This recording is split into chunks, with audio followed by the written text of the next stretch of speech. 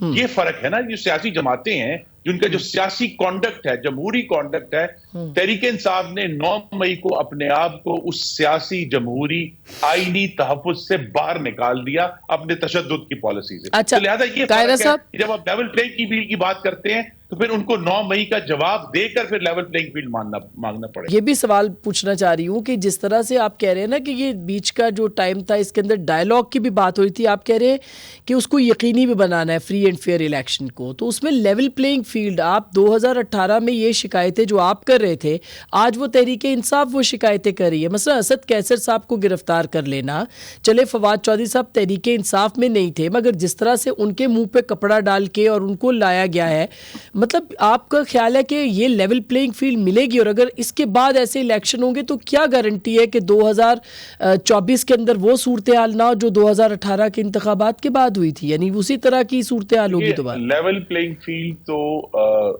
हमसे तो 2002 में भी छीन लिया गया था। उस वक्त तो कोई नहीं बोला कि नवाज शरीफ और उस वक्त बेनजीर भुट्टो भी बाहर थी, तो ये इलेक्शन कैसे हो रहे हैं जिनमें लेवल प्लेइंग फील्ड नहीं है। 2008 में भी किसी ने सवाल नहीं किया कि नवाज शरीफ क्यों बाहर हैं और उनकी गैर मौजूदगी में इलेक्शन कैसे फ्री एंड फेयर हो सकते हैं। तब भी हो गया इलेक्शन।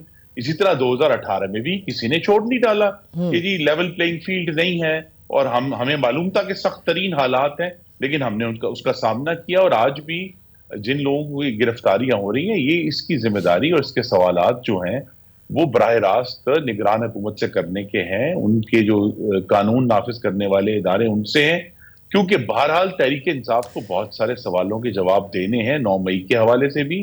और जैसे अब साइफर का केस है जिसकी डिस्कशन आपने की, अब इमरान खान, अब वो जो केस की जो मुज़मरात हैं वो अपनी जगह पर हैं, लेकिन एक बुनियादी बात यह है कि उनके पास कौम की एक अमानत थी जिसमें उन्होंने खयानत की। उनसे उन्होंने खुद वो ऑन रिकॉर्ड है पब्लिकली। ये तो अब मामला हो गया जाएगा सुप्रीम कोर्ट में तो पता चलेगा ना खुर्रम साहब। हाँ, उनके जवाबात उनको देने हैं। अगर उनसे इस तरह की जब अमानत में खयानत के सवालात होंगे और उसके जवाब तलब किए जाएंगे तो उसका लेवल प्लेइंग फील्ड से कोई ताल्लुक नहीं। मगर ये सवाल तो अब सुप्रीम कोर्ट में जब जाएगा तो पता चलेगा ना। अब ये पहले आप इल्जामात अदालतों पे लगाते थे, अब दूसरी तरफ से अदालतों पे इल्जामात लग रहे हैं। पहले आप सियासी इंतकाम की बात करते थे, अब वहां सियासी इंतकाम की बात हो रही है।